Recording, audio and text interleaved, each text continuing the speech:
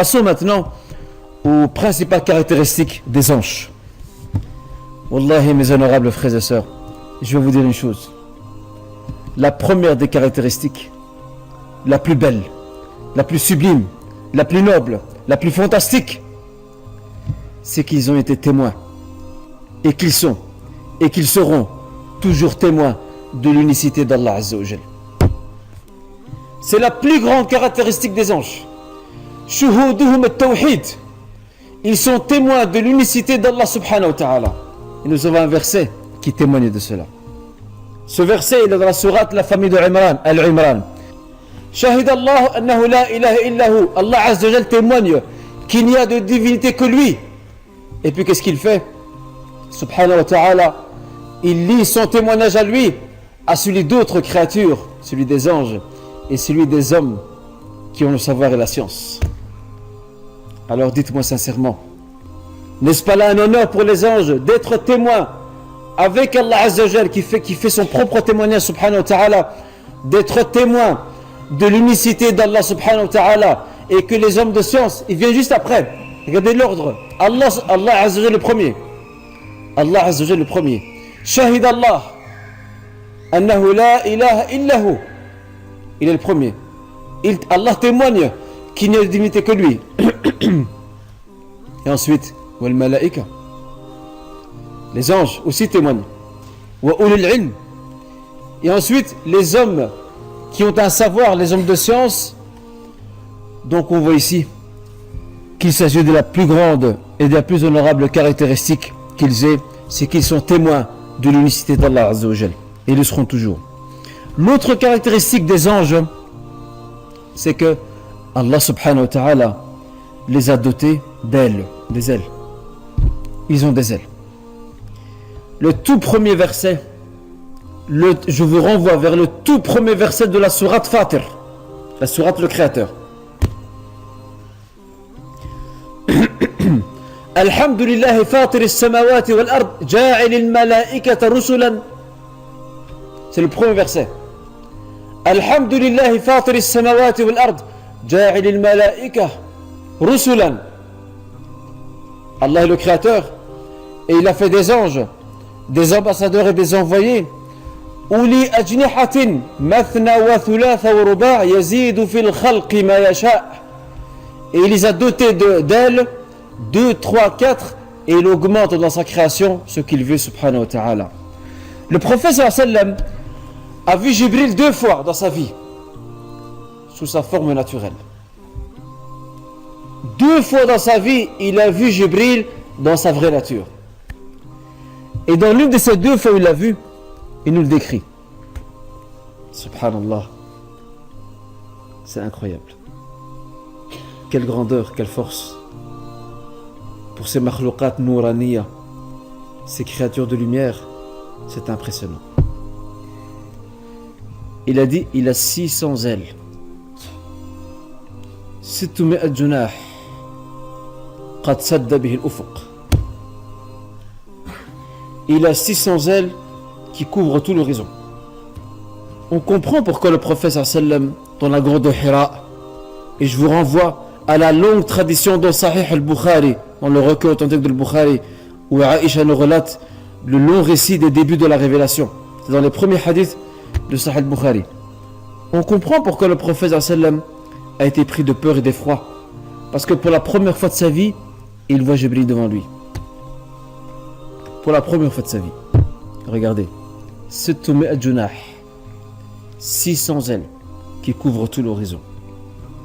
Et un jour, le prophète sallam, après son voyage nocturne et son ascension, l'Isra al-Mi'raj, il parlait à ses compagnons, leur dit, je vais vous dire maintenant, je vais vous faire part, leur dit-il, je vais vous décrire l'un des anges, ils sont 8, l'un des anges qui porte le trône de notre Seigneur, du Clément, Ar-Rahman, de l'Aziz, le Tout-Puissant, Allah Azza wa Jal. Je vais vous décrire, leur dit-il, comment est l'un de ces anges. Écoutez bien. Il dit, entre l'aube, donc le lobe de son oreille, c'est le bout de son oreille, et son épaule, Et ça, c'est l'information du prophète sallam dans une tradition authentique. Et le prophète sallam, huwa sadiq al-masduq, il dit vrai et personne ne peut le démentir. Même les politiciens à son époque ne savaient pas démentir ce qu'il dit parce qu'ils l'ont toujours connu comme étant quelqu'un de sérieux, quelqu'un d'honnête, quelqu'un de sérieux, quelqu'un de véridique. Regardez ce qu'il dit. Ma bayna shahmati udhunih wa atiqihi masiratu 700 sana. Entre le bout, la lobe ici, le bout de l'oreille, et son épaule, la distance de ce qui équivaut à 700 ans. Et c'est normal lorsqu'on voit le trône. Lorsqu'on voit que le trône est immense, il est normal que les anges eux-mêmes sont immenses également. C'est logique. Regardez, c'est une description que nous donne le prophète sallam. Et dans une autre tradition, il nous parle de la descente de Jibril. Il nous parle de la descente de Jibril. Il dit رأيته منهبطا من السماء سادا عظم خلقه ما بين السماء والأرض. Il dit j'ai vu Jibril descendre du ciel et de par la grandeur de sa création il couvrait ce qu'il y avait entre les cieux et la terre. C'est immense. Ce sont d'immenses créatures et qui sont subtiles. Elles sont créées de lumière comme je vous l'ai indiqué là tout à l'heure. Parmi les caractéristiques des anges, ça je l'avais dit dans la définition, parmi les caractéristiques des anges, c'est que Allah Azza wa Jalla leur a donné la capacité, le pouvoir de prendre des formes, et surtout des formes humaines, particulièrement. Et je vais vous citer le récit d'Ibrahim alayhi salam. Sayyiduna wa nabiyuna Ibrahim, notre prophète Ibrahim alayhi salam. Allah subhanahu wa ta'ala nous parle de ces jeunes au visage jeune et illuminé qui un jour sont venus frapper à la porte d'Ibrahim alayhi salam et qui sont entrés chez lui. Ibrahim ne les a jamais vus de sa vie. Hal ataka hadithu dayf Ibrahim al-mukramin. T'avons-nous récité, es-tu au courant du récit des invités d'Ibrahim, ces honorables invités? Lorsqu'ils sont entrés chez lui, ils lui ont dit Assalamu alayka Ibrahim, paix sur toi Ibrahim. Qu'est-ce qu'il a répondu? Je vous réponds le salam, vous les visiteurs inconnus, je ne vous connais pas, c'est la première fois que je vous vois. C'est la première fois que je vous vois. Qu'est-ce qu'il a fait? Regardez le karam. Nous aujourd'hui, si on a un invité étranger qui rentre chez nous, qu'est-ce qu'il veut celui-là? Pourquoi? Qu'est-ce qu'il veut encore? C'est qui ce gratteur qui rentre chez moi là maintenant? Je vais appeler la police.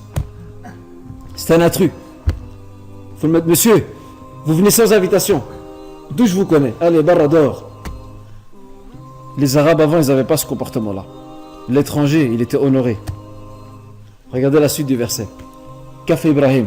Est-ce qu'il leur a dit écoutez, Qawmul Munkaroun, vous êtes des invités étrangers, je ne vous connais pas. Please, s'il vous plaît, dehors. Non. Faragha ila ahlihi. Il est parti discrètement chez sa famille pour pas qu'eux fassent attention. Mais ils sont assis, ils sont déjà installés. Ils font comme chez eux. Faja'a bi'ijlin samin. Et il est venu, donc Ibrahim alayhi salam est revenu de chez son épouse avec un veau bien gras, donc beaucoup de viande. Faqarrabahu ilayhim. Il leur a rapproché la viande pour qu'ils puissent manger. Regardez comment étaient les Arabes avant. Faqarrabahu ilayhim. Qala ala ta'kulun. Et il a vu qu'ils n'ont pas tendu la main. Si moi je te rapproche une assiette, qu'est-ce que tu fais? Ben, tu retrousses tes mains, tu fais allez bismillah. Tu prends le pain et t'es parti. Et bien ici, ces anges, ces jeunes hommes qui étaient des anges, ils n'ont pas touché la viande. Ala ta'kulun. Qu'avez-vous à ne pas manger? Fa'awjasa minhum khifa. Et là Ibrahim a eu peur. Pourquoi il a eu peur? Parce que avec qu'ils n'ont pas touché la nourriture, il s'est posé des questions. Et il a su que ces gens n'étaient pas des créatures habituelles et normales. Regardez ce qu'ils lui ont dit. Qalu la takhaf. N'aie pas peur Ibrahim. Wa basharuhu bi ghulamin alim. Et ils lui annoncèrent la venue d'un enfant qui sera savant et qui est Ishaq alayhi salam. La ilaha illallah. La ilaha illallah Muhammad Rasulullah. Chouf. On a dit il y a quelques instants que le prophète sallam a reçu la visite de Jibril sous la forme d'un bédouin. Jibril alayhi salam prenait aussi la forme d'un autre, ou plutôt d'un compagnon qui était connu à l'époque. Qui était connu pour quelqu'un de très beau, très élégant, très classe, très charmant. Il s'appelait Dihyatu al-Kalbi. Retenez son nom. Dihyatu al-Kalbi. Eh bien, Jibril alayhi salam, lorsqu'il venait voir le prophète sallam, il venait sous la forme de ce compagnon Dihya al-Kalbi. Bien sûr, je vous rassure, lorsque Jibril est là, ayant pris la forme de Dihya al-Kalbi, Allah Azza wa Jalla a pris soin que Dihya ne soit pas dans les parages. Parce que sinon Dihya va dire tiens, j'ai un souci. Allah Azza wa Jalla a certainement inspiré Dihya de ne pas être présent à ce moment-là. Et le prophète sallallahu alayhi wa sallam sait que ce personnage qui est devant lui, qui a l'apparence et la forme et le visage et les traits de Dihya al-Kalbi, il sait qu'il s'agit ici de Jibril, il le sait. Et en d'autres circonstances, Jibril, comme je l'ai indiqué là tout à l'heure, il venait sous la forme donc d'un bédouin. On ne peut pas définir pour les anges un sexe particulier. On ne peut pas dire qu'ils sont masculins, qu'ils sont mâles ou femelles. Ça, pour les anges, c'est pas possible. Ça, on peut pour les êtres humains et pour les djinns. Oui, il n'y a pas de problème. Mais pas pour les anges. Les anges sont créés d'une autre nature qui n'a rien à voir avec nous. Et de ce fait, on ne peut en aucun cas dire et prétendre et croire et penser qu'il y a des anges masculins et féminins. Il n'y a pas. La notion de masculin et féminin n'existe pas pour ces créatures que sont les anges. Et d'ailleurs, dans un autre verset, une fois de plus, Allah subhanahu wa ta'ala répond et récuse ce propos mensonger de ces mécois, de ces polythéistes qui aimaient s'approprier à eux les garçons, faire affilier à eux les garçons, et ils attribuaient à Allah Azza wa Jal donc des filles. Allah subhanahu wa ta'ala dans ce verset, c'est dans la sourate Al-Isra, la sourate l'ouvrage nocturne, verset 40. Afa asfakum rabbukum bil banin wattakhadha min al malaikati inatha innakum lataquluna qawlan azima. Afa asfakum rabbukum bil banin. Allah Azza wa Jalla a-t-il choisi pour vous des garçons? Wattakhadha min al malaikati inatha, et qu'il a choisi pour lui-même des anges femelles. Innakum lataquluna qawlan azima, vous dites des propos très graves. Qui vous a dit? Qui vous a dit que ces anges sont des femelles? Qui vous a dit ça? Donc ici Allah Azza wa Jal interpelle. Il interpelle donc ces polythéistes et il les met devant leurs responsabilités. Ça, ce sont quelques caractéristiques. Il y a aussi une autre aussi que je voudrais citer avant de passer aux caractéristiques morales des anges. C'est que les anges, regardez, malgré leur création subtile, la lumière, ils sont robustes. Ils sont robustes et très solides. Et d'ailleurs, surtout lorsque Allah Azza wa Jalla nous parle dans le verset 6 de la sourate, l'interdiction, lorsqu'il nous parle de l'enfer, il nous dit donc alayhim malaikatun ghiladun shidad la ya'sun Allah ma amarum yaf'aluna ma yu'marun. Cet enfer est gardé par des anges robustes et rudes. La ya'sun Allah ma amarahum wa yaf'aluna ma yu'marun. Ils ne désobéissent jamais à ce que Allah leur ordonne et ils font tout ce qu'il leur est demandé. Donc vous comprenez maintenant la définition qu'on a dit là tout à l'heure, al-malk, al-akhdu bil-quwwa, saisir avec force. C'est une des racines linguistiques du mot malak, de l'ange, parce qu'ils sont forts malgré la création subtile, malgré la nature subtile plutôt de leur création. Parmi leurs caractéristiques morales, c'est que Allah Azza wa Jal les a honorés.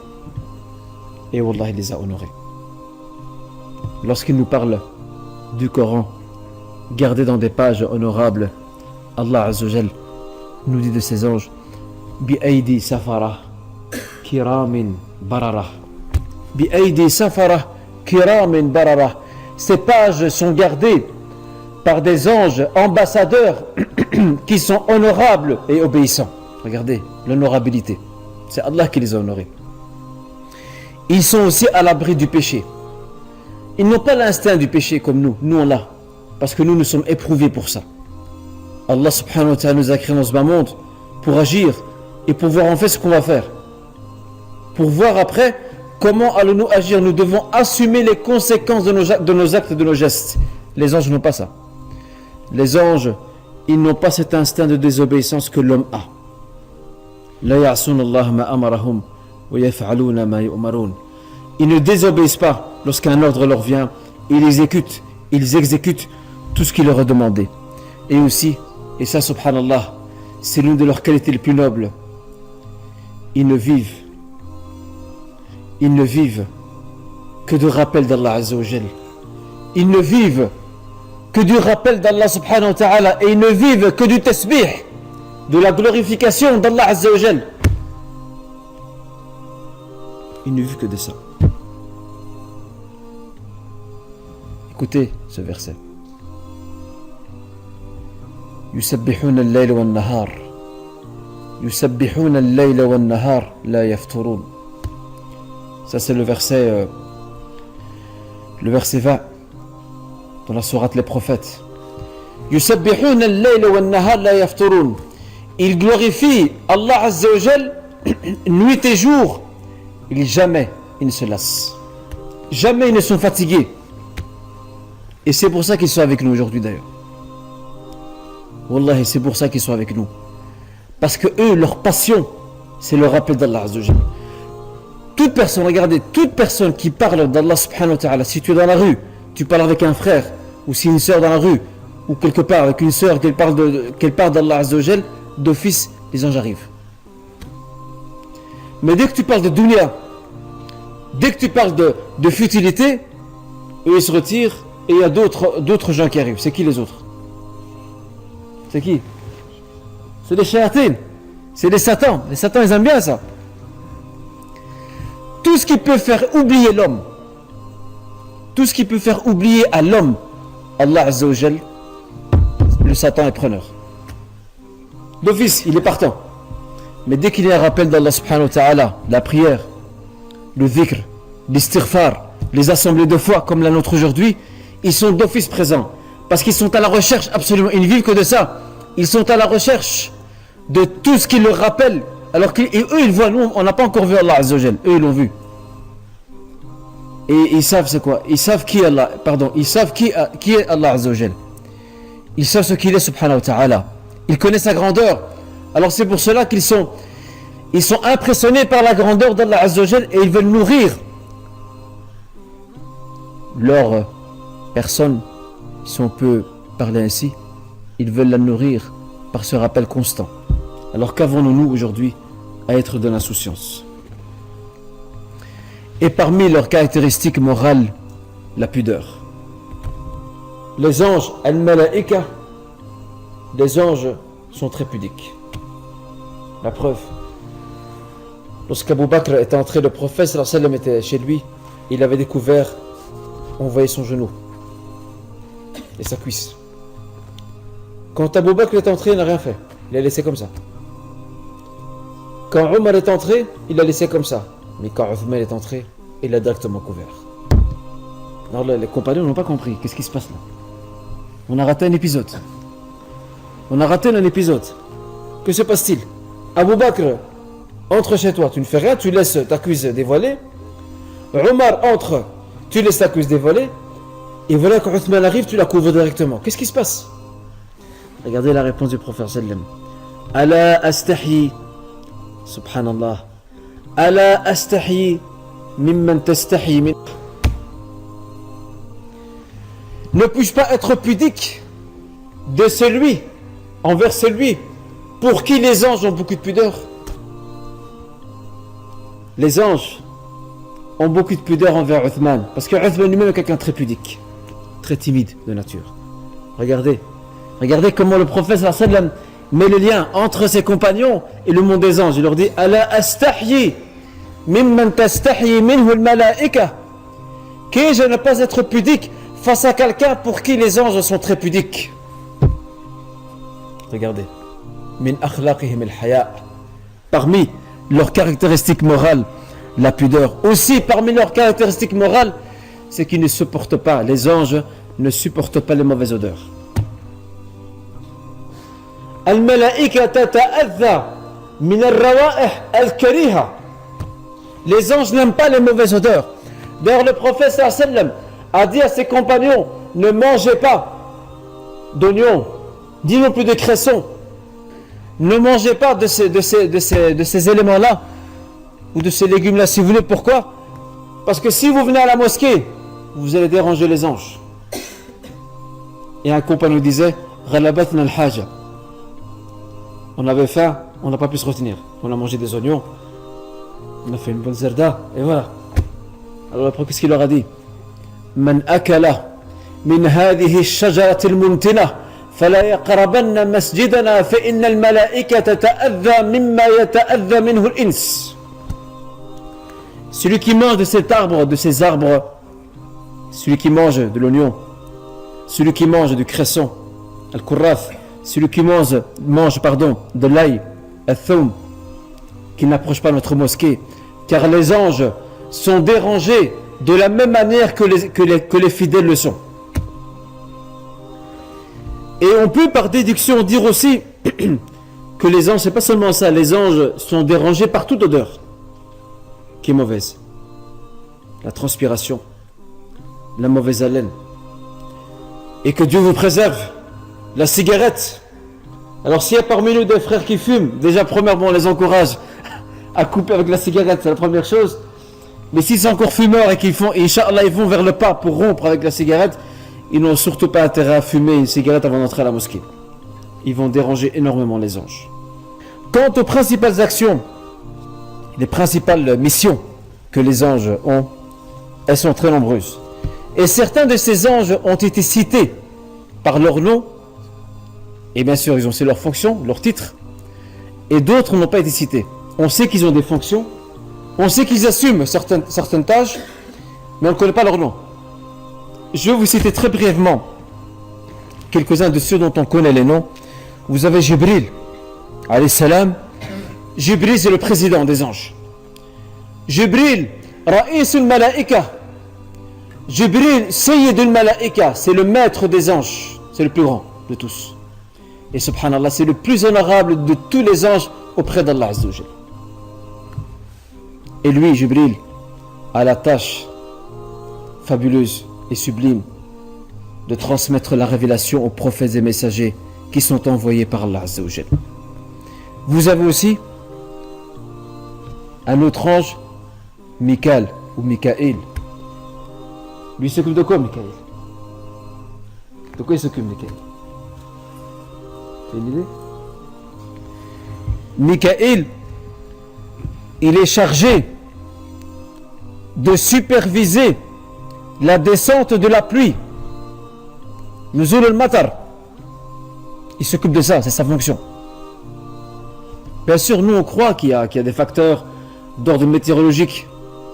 Mais au-dessus de ces facteurs météorologiques, il y a Mikaël qui gère ce dossier. Le dossier de la pluie, c'est son dossier à lui, il le gère. C'est lui qui s'occupe de tout ça. Nous avons Israfil. Israfil a toujours le regard triste et inquiet lorsque le prophète sallam l'a vu lors de son voyage nocturne, lors de son ascension de Mi'raj. Il l'a vu avec un regard inquiet, un regard triste, car il est près de sa trompe et il attend qu'on lui donne le signal pour qu'il puisse souffler la fin des temps. Il puisse souffler pour provoquer ce qu'on appelle al-ru'b, al-faza', l'effroi qui mettra fin à toute vie humaine sur terre. Et Israfil est conscient de la gravité de ce qu'il a à accomplir. Il le sait, parce qu'il sait que c'est la fin de tout. Et c'est pour ça d'ailleurs qu'il a ce regard triste, ce regard inquiet par rapport à sa tâche et à sa mission. Nous avons aussi Malakul Maut, l'ange de la mort. Et en passant, il ne s'appelle pas Azraïl. Et il y a malheureusement dans certains livres en français, on donne le nom donc à l'ange de la mort, on dit qu'il s'appelle Azraël, donc Azraël, ça c'est faux, ça ce sont des informations qui nous viennent de sources, donc des gens du livre, les Israéliyat, et ne sont pas fiables pour nous. Allah Azza wa Jalla l'a appelé Malak al-Maut, l'ange de la mort, ça nous suffit. Vous avez aussi Malik. Malik, c'est le gardien de l'enfer. C'est celui qui est devant la porte de l'enfer. Et vous avez aussi Ridwan. C'est qui ça, Ridwan? Naam? Non. C'est le gardien. Al-Jannah. Ridwan, c'est le gardien. Ridwan, c'est le gardien du paradis Al-Jannah. Regardez le titre, le nom qu'il a, Ridwan. Ridwan. La satisfaction. Ça y est, on est là, on est arrivé. Alors dès qu'on arrive devant la porte du paradis, vous dites Fadlou, marhaban. Comme quelqu'un qui a un restaurant, vous arrivez, il essaie d'attirer la clientèle, marhaban, rentrez, vous êtes le bienvenu. Eh bien nous, on aura encore mieux que ça. Nous aurons droit, Inch'Allah, dites Inch'Allah, nous aurons droit, Inch'Allah, à un accueil royal et magistral de la part de Ridwan. On le verra devant nous et nous dira Tfadlou, marhaban, tu es bienvenu. Tibtum wa taba mamshakum wa tabawwa'tum min al-jannati manzila. Bienvenue. Votre chemin soit facilité et que vous trouvez la meilleure des places au paradis. Marhaban bikum, entrez. Alors il faut travailler pour ça, mes frères. Il faut travailler. Al-Jannah, sil'atullah al-ghaliya, le paradis, c'est la marchandise d'Allah qui est très chère, elle coûte très cher. Vous pouvez la mettre en bourse, il n'est pas possible de la coter. Impossible de la coter en bourse. Il faut travailler. Celui qui dort sur ses lauriers, celui qui ne fait pas grand chose, désolé, mais il ne devra pas rêver. Un proverbe arabe disait Man jadda wajad, wa man zara'a hasad. Celui qui investit et trouvera, et celui qui sème récolte. C'est comme ça que ça marche. Alors invoquons Allah Azza wa Jal. Nas'al Allah Azza wa Jal an yarzuqana jannatah. Allahumma amin. Et vous avez aussi parmi les anges qui ont été cités par leur nom, et ceux-là ils sont quand même un peu difficiles, parce que c'est une heure fatidique. C'est Munkar et Nakir. Munkar et Nakir, ces deux anges, regardez même leur nom. Leur nom tire son origine de An-Nakara, ce qui est inconnu. Parce que dès qu'ils arriveront dans notre tombe, on va être effrayé en les voyant. C'est la première fois de notre vie qu'on voit deux anges devant nous. Ils sont là pour poser des questions à chacun d'entre nous. Qu'est-ce que tu as fait de ta foi? Qui est cet homme qui a été envoyé? C'est quoi ton livre? Etc. Il y en a qui répondront avec justesse et rectitude, et d'autres, que Dieu nous en préserve, ils se contenteront de dire la adri, kuntu aqul ma yaquluhu an-nas. Certains diront je ne sais pas, je ne me souviens plus. Ou certains diront je ne faisais que répéter ce que les gens disaient. Mais là ça marche plus. Munkar et Nakir, retenez bien d'ailleurs leur nom. Quant aux anges qui ont des fonctions dont leurs noms n'ont pas été révélés ou relatés, nous avons al-malaika as-sayyahoun ou at-tawafoun, les anges voyageurs. Subhanallah, les anges voyageurs. Ces anges, là où il y a une assemblée qui se réunit pour parler d'Allah subhanahu wa ta'ala, pour parler de la foi, pour parler de l'au-delà, pour parler de l'islam, ils viennent vite. Et qu'est-ce qu'ils disent? Ils appellent les autres. Halummu, venez vite. Venez nous rejoindre. Et ils s'installent. D'ailleurs, ils sont là maintenant pour l'instant. Ils sont là, ils sont présents. Et certains de ces anges aussi, ils ont pour mission, chaque fois que nous saluons le prophète Muhammad sallallahu alayhi wa sallam, ils prennent les salutations et les transmettent directement au prophète sallallahu alayhi wa sallam. Chaque fois, كلما سلمنا على الحبيب المصطفى صلى الله عليه وسلم نقلوا سلامنا تسليمنا وصلواتنا نقلوها إلى النبي صلى الله عليه وسلم. À chaque fois qu'on salue le prophète sallallahu alayhi wa sallam, ils déplacent tous nos saluts et les transmettent directement au prophète sallallahu alayhi wa sallam. Juste ça. Parmi les anges aussi, il y a ce qu'on appelle al-mu'aqibat. Al-Mu'aqibat, ce sont des anges protecteurs qui sont devant, derrière, qui nous protègent. Ils nous protègent, sauf lorsqu'un destin divin nous est prévu, lorsqu'un événement dicté par le destin d'Allah nous prévu, là il se retire. Et il laisse la volonté divine se manifester, parce qu'ils ne peuvent pas s'opposer à ce qu'Allah décide.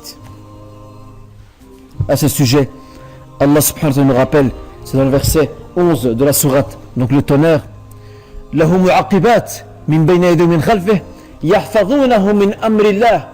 Il y a des anges protecteurs derrière et devant qui le protègent sauf de l'ordre divin.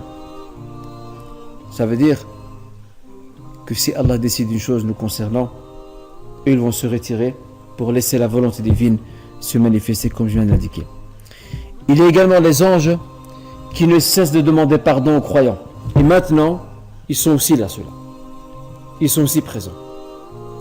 Chaque fois que nous sommes dans une assemblée, ils invoquent et ils demandent à Allah Azza wa Jal, Ya Rabbi, ighfir lahum. Oh mon Seigneur, pardonne leurs péchés. Et c'est pour ça que le prophète disait dans une tradition que chaque fois que ces gens quittent l'assemblée, comme la nôtre, il aurait dit, Qoumou, levez-vous, car il vous a été pardonné. N'est-ce pas un grand privilège pour nous d'être pardonnés de nos péchés? Il y a aussi, mes honorables frères et sœurs,